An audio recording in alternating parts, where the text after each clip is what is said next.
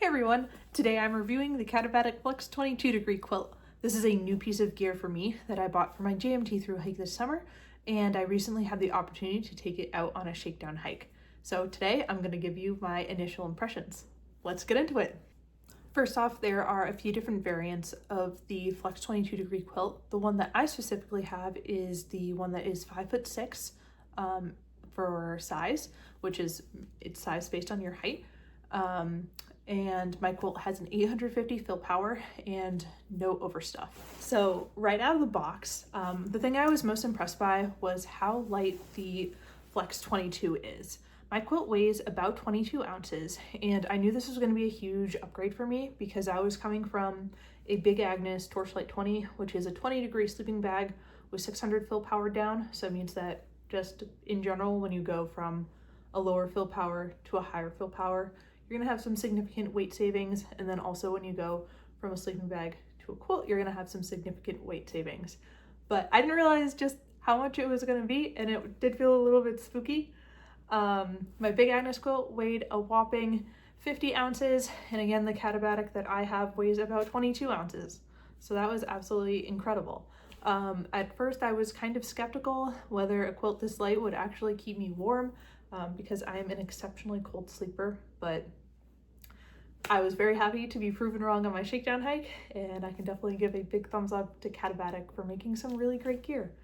My other immediate impression of the Flex 22 is that the material is really soft. I'll try to get this up close so you can see it. The material on the inside and the outside of the sleeping bag is taffeta, and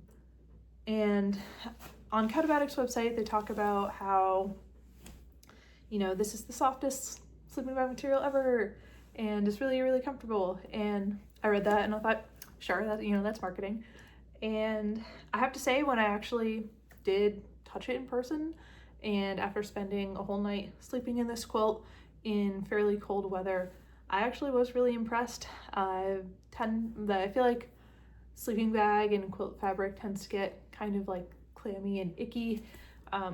Once you're breathing on it all night, you have maybe some condensation settling on the quilt. This one actually felt really cozy all night long. So that was a really big plus for me. Another feature about this quilt that I really like is it's made out of Exped dry down.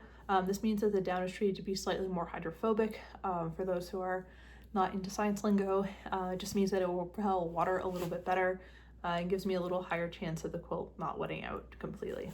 I often hike in areas that have pretty high humidity, especially during shoulder season or summertime, so this was a pretty important feature for me. Another feature that I like about this quilt is that it has this little pocket built in. It's kind of hard to see, but you can see this fits my whole hand. This also fits my cell phone and my battery pack. So this is really nice because it did get pretty cold on my shakedown hike, and I know that I might face some low temperatures on the JMT.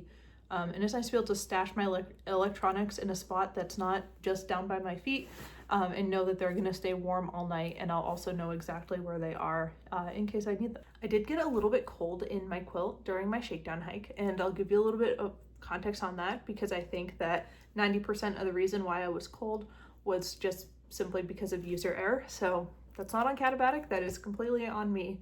For my shakedown hike, I did a one-night trip on the Appalachian Trail right next to the Massachusetts-Connecticut border, and it was unseasonably cold. So this was in early May, and it got down to about 33 to 35 degrees at night. And I am an extremely cold sleeper. So to give you a little more context about the rest of my sleep system, because of course that's going to factor into whether or not you feel cold inside your quilt or your sleeping bag, I have a Nemo Tensor insulated sleeping pad, which has an R value of 4.2. And then I also sleep in Alpha 90 base layers. So I have a pair of fleece socks, fleece pants, as well as a fleece hoodie. And then I also bring a merino wool buff that I wear on my head like a hat. So at the beginning of the night, I was actually super, super comfortable. I was super cozy and extremely happy. And then around, I think about like 3:30 in the morning, the temperatures just started to drop off pretty precipitously, and I started to get a little bit cold. So I tried adjusting my quilt, but this was actually the first time that I've used a quilt in truly cold temperatures. I've used quilts in the summer multiple times in the White Mountains in New Hampshire, as well as along the Appalachian Trail in Maine, and it never got cold enough for skill to be an issue.